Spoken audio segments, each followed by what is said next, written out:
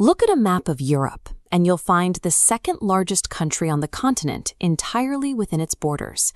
Ukraine spans hundreds of thousands of square miles of fertile steppes and plateaus, sitting at a strategic geopolitical crossroads between East and West. That rich soil has defined the region for over a millennium.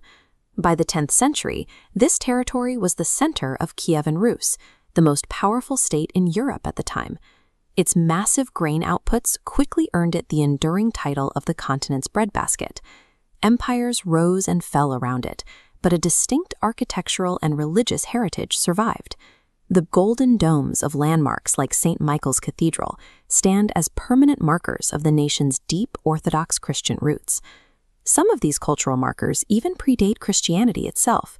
The tradition of pisanki, painting intricate wax-resist patterns onto eggs, goes back thousands of years and remains a defining artisan practice today. These details matter because they show a nation defined by centuries of geographic wealth and profound cultural resilience, long before the current conflict began.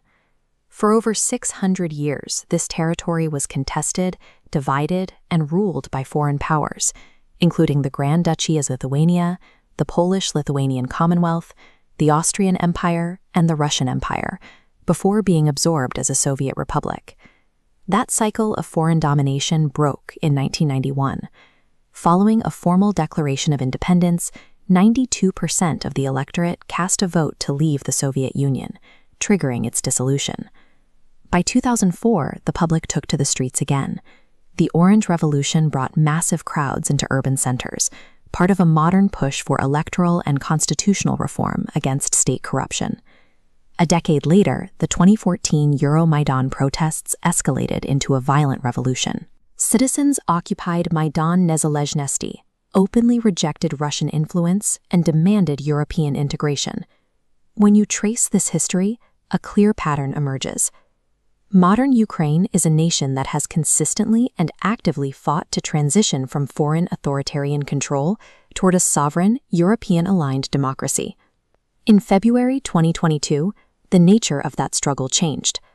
A full-scale Russian invasion forced the country to pivot from political reform to total war.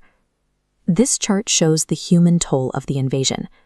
The United Nations has verified over 28,500 civilian casualties. But when you compare those official numbers with estimated blackout data from occupied cities like Mariupol, the true count is likely far higher. The structural devastation is severe.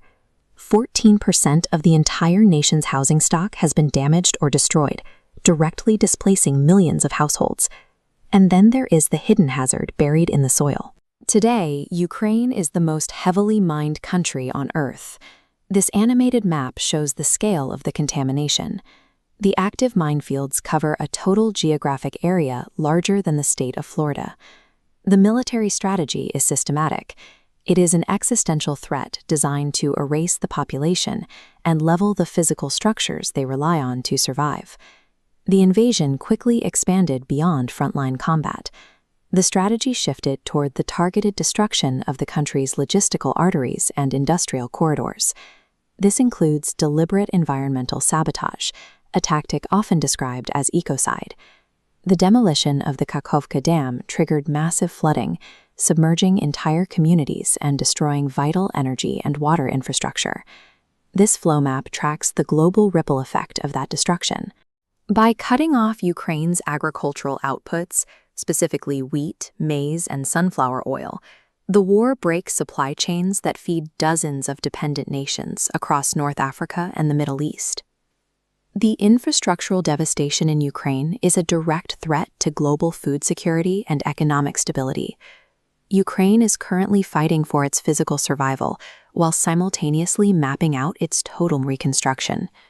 The World Bank estimates rebuilding Ukraine will cost almost $588 billion over the next decade, roughly 3 times its pre-war economy. Breaking that total down, transport requires over $96 billion, the energy grid nearly $91 billion, and housing almost $90 billion. The reality is that the public sector and foreign aid cannot cover a bill this large. To make the math work, private sector financing has to step in and cover at least 40% of those costs. The survival of the nation has become a complex global financial engineering challenge. Planners are designing a reconstruction that looks beyond the 2021 status quo toward the Ukraine economy of the future. To attract the hundreds of billions in private capital required to build that economy, the state has to execute rigorous internal reforms. That means aggressively combating endemic corruption and retraining a labor market that has been severely depleted by displacement and military service. These economic and institutional overhauls serve a dual purpose. They are the mandatory prerequisites for Ukraine's ultimate geopolitical goal, finally securing full membership in the European Union. The country is fighting a war on two fronts simultaneously. It must physically defend its borders against an invading army while engineering a modern, transparent European democracy from the ground up. Ukraine's ultimate survival depends on rebuilding its cities and proving that its culture, its people, and its democratic future are worth the price.